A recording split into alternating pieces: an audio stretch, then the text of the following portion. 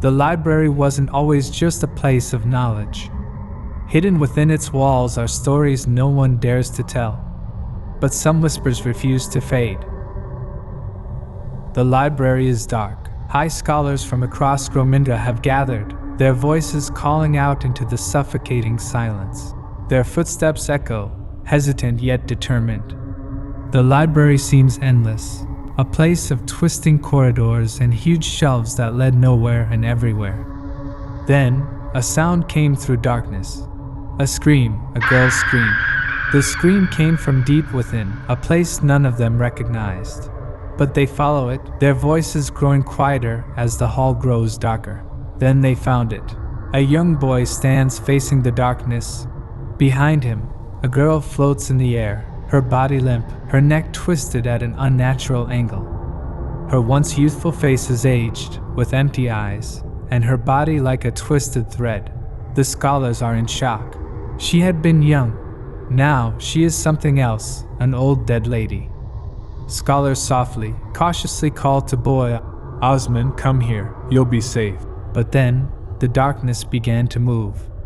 The girl suddenly twisted more, then disappearing with a violent gust of air. The scholars' breaths choke as the air grows colder, and their bodies begin to change. In seconds, their skin turns to white, their hair turns gray, and their bodies break into pieces of dust. One by one, they age rapidly, collapsing into lifeless dust on the cold floor. The boy Osmond slowly turns to face them. His eyes are hollow and motionless. Without a word, he steps into the darkness, disappearing as the last light in the library flickers out. What happened that night was never spoken of again, but the library remembers, and so does the darkness.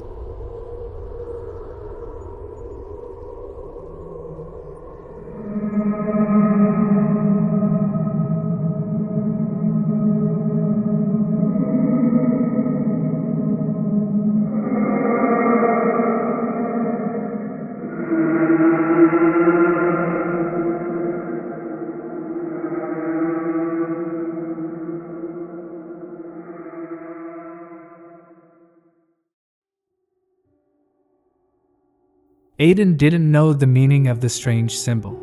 At first, it seemed insignificant, a faint mark on his desk, but it is permanent, not just on the desk, but also on top of whiteboard. That day, the symbol begins to follow him.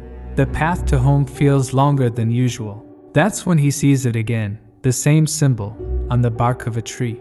Aiden quickens his sight. By the time he reaches home, his heart is racing. He freezes at the door frame. There it is, on the top of the door. He shakes his head, whispering to himself, "It's just a coincidence." But deep down, he knows it isn't.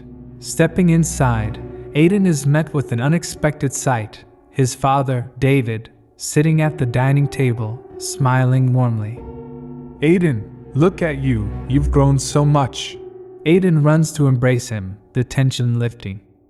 David came home after 1G cycle. Over dinner, David asks about school, and Aiden speaks hesitantly about his lessons on GromYndra's time cycles and energy. After a long time, the house felt alive. Later that evening, the family takes a walk through the nearby park. The soft twilight paints the sky in shades of gold and purple, and the cool breeze carries the scent of blooming flowers. Aiden begins to relax, until he notices something strange.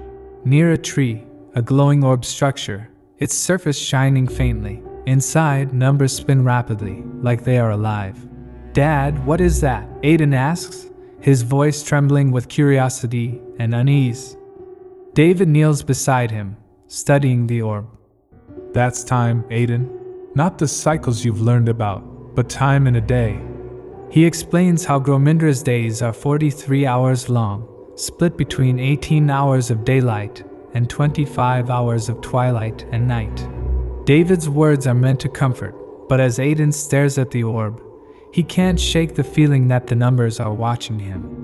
Back at home, Aiden sits by his window, staring into the night. The forest beyond is dark, but his mind is darker still, tangled with questions. His mother's voice breaks the silence. "Aiden, Come down, we need to talk. In the living room, his parents sit together, serious yet excited. We're moving, Diana says with a smile, to Velanthia. David explains further. Because of my work, we have to shift to the central city, Velanthia.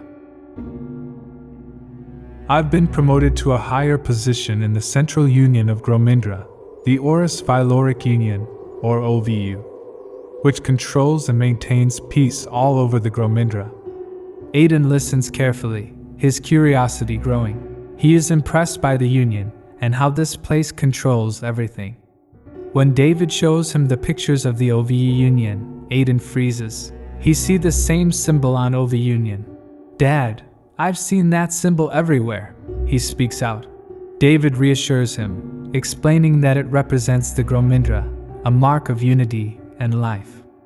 The symbol was made 3,000 G cycles before, and this symbol is a mystery and mapped to that invisible energy. So we represent and respect that energy by this symbol. Aiden feels amazed as his horror changes to a mystery. The next morning, workers load their belongings into a massive truck. Aiden stands silently, watching as his old life is packed away. The family sets off on their journey. Aiden, you know we are going to travel through many nations of GromYndra. First we will fly by a stellar wing in the sky, and then float by hydrosailor on the water. It is going to be a beautiful journey, David says while driving his car. Aiden feels amazed. They finally arrive at Vingport, and they take their seat on Stellar Ving. Aiden is thrilled because it's his first time seeing the sky up close. After a smooth journey, they reach Shiloria.